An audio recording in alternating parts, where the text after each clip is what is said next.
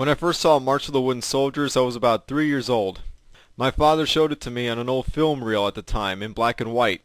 After I finished watching it, I had no idea at that time that this was going to be one of my favorite movies of all time. To a 3-year-old, it's more of a little entertaining film to pass the time, but as I grew older, it became one of the greatest things in cinematic history. Everything about this film is just so magical. Probably one of my earliest fantasy movies. No, fuck that. More like my first fantasy movie ever.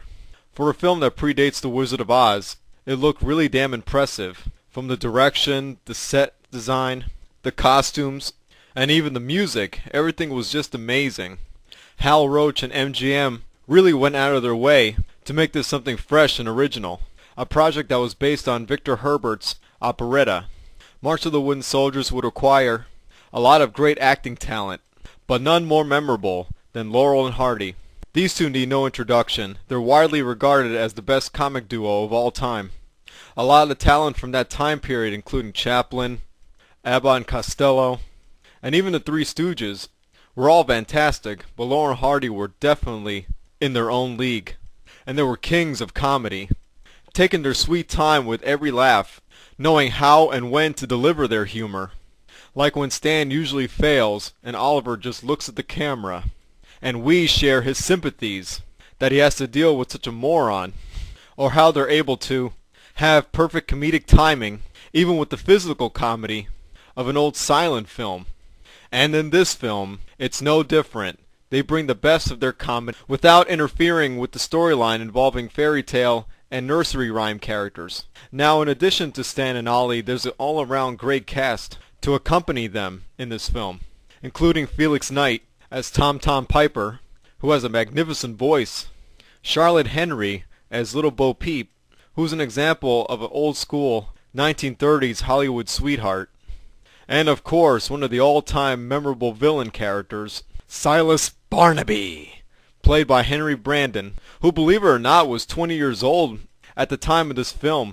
And a lot of people I know are very surprised by this, like, wow, this 20-year-old pulled off the role of a 60-something-year-old man? Now that's brilliant acting. His voice and the way he stands, with that crooked back, everything is just so convincing. Brandon really sells it, but not in a very forced way. It all comes off very natural to him. I swear, I must have shown this film to several friends of mine, and none of them can ever point out, oh, that's just a 20-year-old playing as an old man. Pfft, I can tell. Trust me, everybody was fooled, and I know a lot of you out there must have been fooled too, because it was a convincing performance, and a damn good one at that.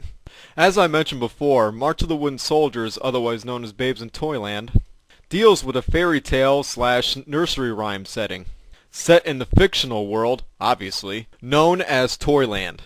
Toyland is a happy-go-lucky place where all your fairy tale and nursery rhyme characters live together in peace and harmony, with the exception of one guy, but we'll get to him soon. Each of these fictional characters live out their day normally, and I guess their job is to live the life of their storybook gimmicks, I guess, like Little Miss Muffet. It must be tiresome to see a spider coming down in front of you every day. The poor girl must be starving. Or how about Mother Goose, who I think runs the place? They never mentioned that in the film, but I guess if she is the one who welcomes us, the viewers, into Toyland, I guess she runs the place. Like some kind of mayor or something. Like Regina from Once Upon a Time. We even see characters like Little Red Riding Hood, Santa Claus? Mickey Mouse? Now this place could be either creepy or magical, but to me it's pretty damn awesome. Then again, I've always been a fan of the fantasy stories, including fairy tale characters, which is why I enjoy movies like The Wizard of Oz, Broadway shows like Wicked, or heck, even TV with ABC's Once Upon a Time, which is a really good series, by the way. What March of the Wooden Soldiers did in 1934, Once Upon a Time is doing now. Except they branched out the more Disney lineup, but again, it's still a fictional world where we see a human side to these classic fictional characters. So in kind of a weird way, you could call March of the Wooden Soldiers an old ancestor or grandfather of Once Upon a Time. Then again, maybe I'm just making a connection because I'm so biased. What can I say? I love top quality movies and top quality TV shows. Anyway, the story of March of the Wooden Soldiers starts off with the obviously evil Silas Barnaby demanding mortgage payment from Mother Peep, who is also the old woman who lived in a shoe. Now this is classic 1930s material here, and a lot of Laurel Hardy's shorts that deal with the Great Depression. There are a lot of storylines involving mortgage payments because remember at that time it was a depression, so seeing a mortgage at that time was the biggest uh-oh. And oftentimes a sinister mortgage collector would always be the antagonist. Barnaby then asks Mother Peep where little Bo Peep is. She tells him that she's out tending her sheep and he goes over to see her. In very creepy fashion, Barnaby wastes no time putting the moves on Bo Peep, asking her for her hand in marriage. Dude, you're like 100. And rightfully so, Bo Peep turns him down flat. And you just gotta love Brandon's delivery here. It goes something like, "We shall meet again, my pretty little buttercup. And then you'll sing to a different tune." Oh man, it's so over the top. I love it. I mean, these days it would be considered over the top, but at that time, in that setting, it was perfect. It's not so much the over-the-top performance. Even today, if a character has an over-the-top performance, it could be good as long as it's executed right. And right here, it's perfectly executed. Bo Peep's sheep go missing, and we cut back to the shoe house, where we meet Stanny Dumb and Ollie D. Both hear about the situation about the mortgage payment, and promise Mother Peep to talk to their master the toy maker that they'll get the full amount without any trouble. Of course, knowing Stan and Ollie, this is not going to be an easy task, and something's going to go wrong. Now here's where Laurel Hardy's comedy kicks into the storyline without interrupting it. This is just to establish character. The whole Pee-wee lesson, which eventually leads to the boys meeting up with Barnaby. And after getting his nose hairs pulled, ouch, they head into work in the toy factory, where they immediately piss off their boss. Man, getting that money is not going to be easy, is it? Later on, Bo Peep is still looking for her sheep, and all of a sudden, Tom Tom Piper shows up. He breaks into a song, which pretty much says, "Well, don't cry, Bo Peep. We'll find your sheep." And you just gotta love Knight's voice, man. This guy was an operatic master. The man's vocals were really good. I can't imagine anyone else trying that, including myself. "What is the matter, little Bo Peep?" Okay, I'll stop. All of Toyland starts searching for the sheep and eventually find them. It is here where Tom Tom Piper announces to the whole Toyland that he will marry Bo Peep, and the place goes nuts, breaking out into a pretty catchy little tune going.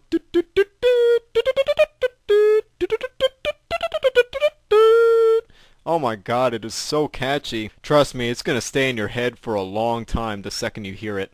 Now, there's a famous little segment here, actually it's quite infamous, where we see Mickey Mouse and the cat with the fiddle finally becoming friends with each other.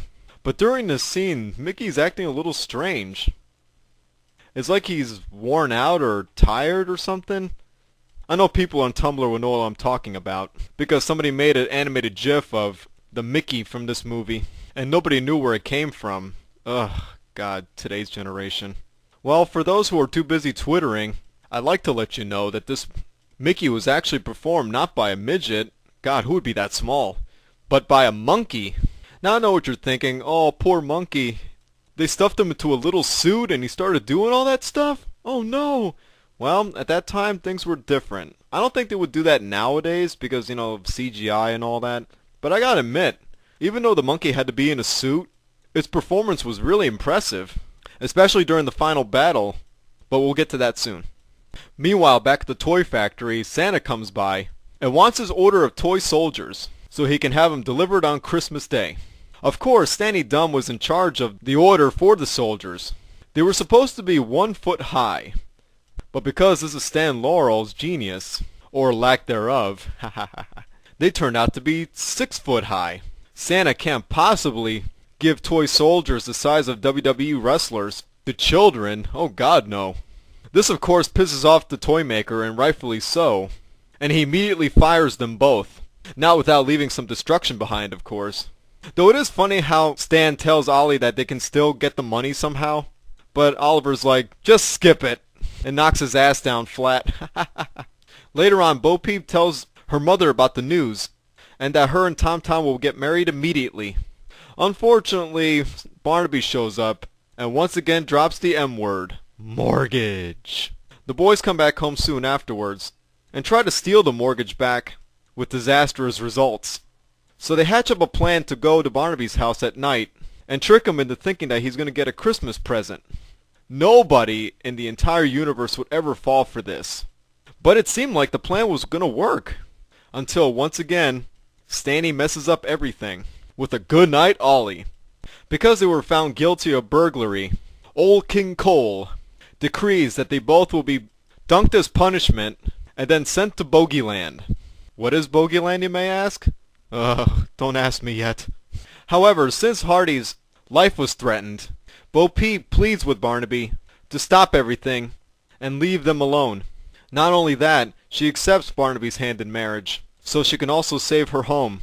So now that the pedophile got what he wanted... Oh, wait! His plans have been thwarted by the first ever gay marriage! I loved this scene. I laughed hard. Thanks to Stan and Ollie, Tom Tom and Bo Peep are reunited once again. And he sings my favorite song in the whole movie, Castles in Spain, which is a really, really good song, but I will not sing it for your health's sake. Naturally, Barnaby is pissed, and he hatches a new plan to get back at Tom Tom and the boys. So he heads over to the Three Little Pigs' houses and kidnaps little Elmer, who is very easy to kidnap, by the way. I mean, all you have to do is sneeze on his damn house and it blows away. With Elmer in his possession, Barnaby will frame Tom Tom for murder, which is exactly what happens the next day. Here we get a little bit of exposition from Stan and Ollie talking about Bogeyland, since Tom Tom will be sent there as punishment as well. You know, for such a happy-go-lucky place, Toyland's laws are very strict, aren't they? I guess they don't want anybody disturbing the peace now, would they? It is here where we hear Ollie's memorable description of Bogeyland and the bogeymen. Oh, it's a terrible place. Once you go there, you'll never come back. And why is that?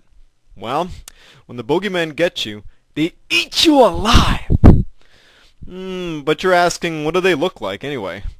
Well, I've heard that they're half man and half animal, with great big ears, great big mouth, and hair all over their body, and long claws that they catch you with. Ah!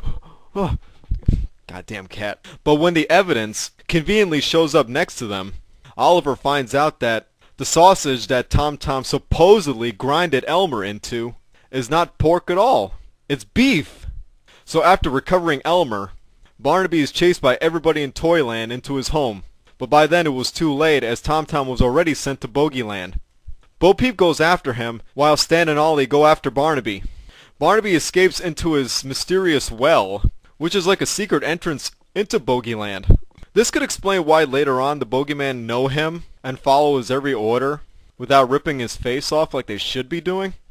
Anyway, after a scene where Tom Tom and Bo Peep finally reunite with each other and have a musical number together, with the Sandman showing up and a bunch of dwarves. Wait a minute, are there ghost dwarves? Is the Sandman a ghost too? Are they following his orders? Oh, whatever, this is a great scene anyway. I love the effects here. Barnaby finds Bo Peep and Tom Tom asleep, and he tries to kidnap Bo Peep, thinking he's all slick and everything. But Bo Peep screams in terror, and Tom Tom comes to her rescue. Knowing that he's no match for Tom Tom and his falcon wrist punch, Barnaby summons all the bogeymen to help him chase down the couple. Oh my god. If you get nightmares as a result of this review, I will not be held responsible.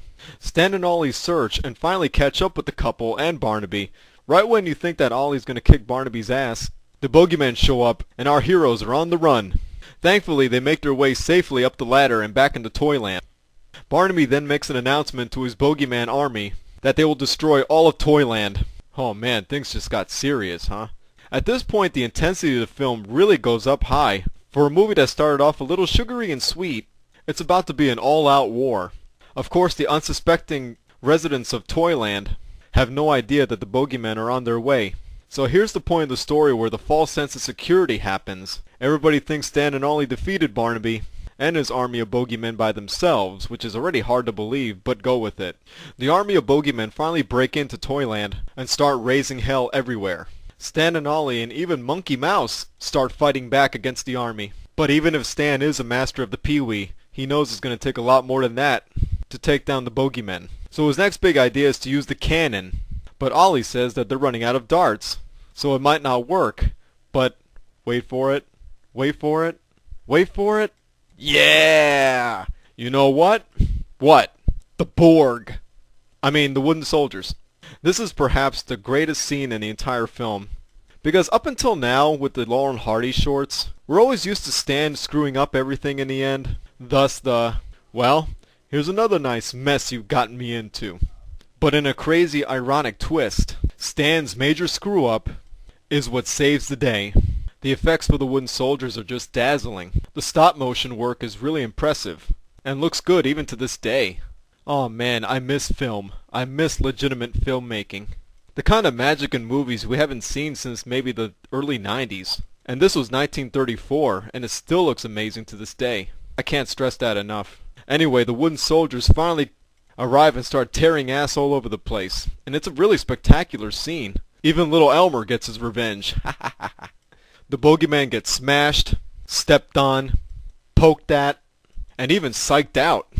The wooden soldiers are really relentless against the bogeyman, pushing their entire army into the water to get eaten by crocodigators. Temple of Doom style, baby. All of Toyland is happy and victorious. Ollie suggests that they give him one final shot with the dart cannon from earlier. Of course, in typical Laurel and Hardy fashion, it backfires, and man is it hilarious. Proving once again that even with the spectacle going on, the storyline, the fantastic set design, nothing intrudes what Laurel and Hardy do best, comedy. And everything fits so perfectly, nothing feels forced. Now correct me if I'm wrong, but I've always heard over the years that this actor is Dickie Jones, who would eventually voice Pinocchio in the 1940 Disney film. Boy, I sure hope so, since Pinocchio is my favorite Disney film of all time, and knowing that its lead actor is in the film makes it even more awesome. March of the Wooden Soldiers is art in every sense of the word. And whether you watch it in color and black and white really doesn't matter, because essentially it's the same film. To be honest, it was supposed to be in color, according to rumors. Stan wanted it to be in color, but it would have been too expensive considering the budget at that time. Which is a shame, because if the entire opening was in black and white, and then the color kicked in as soon as you were entered into Toyland, well, maybe it could have had the accolades that Wizard of Oz has. Not to say you should compare the two films. They're both very different. But I prefer March of the Wooden Soldiers by the end of it. It had more of a richness to it. Had more grit. And to know that they pulled off such a film with the great sets, the music, the costumes, the creativity, having very talented actors on board. Everything is just perfect. Anyone at any age can watch this film, even your children. There's so much to enjoy in this spectacle of escapism. You're going to see the best of Laurel and Hardy, as well as great 1930s film and movie making. Actually, those of you who live on the East Coast can catch this film very early on Thanksgiving Day for those who have the CW network. Or for you old schoolers, the old WB network. Well, WB11 to be exact. They usually play March of the Wooden Soldiers, followed by a short called The Live Ghost, which is also hilarious. And sorry purists, it is all in color. But again, it doesn't matter, because with or without color, you're experiencing two great geniuses at work. And if you don't happen to catch it on the CW network, you can always buy it on DVD and Blu-ray. So that's my review of March of the Wooden Soldiers from 1934. Thank you for listening, and good night.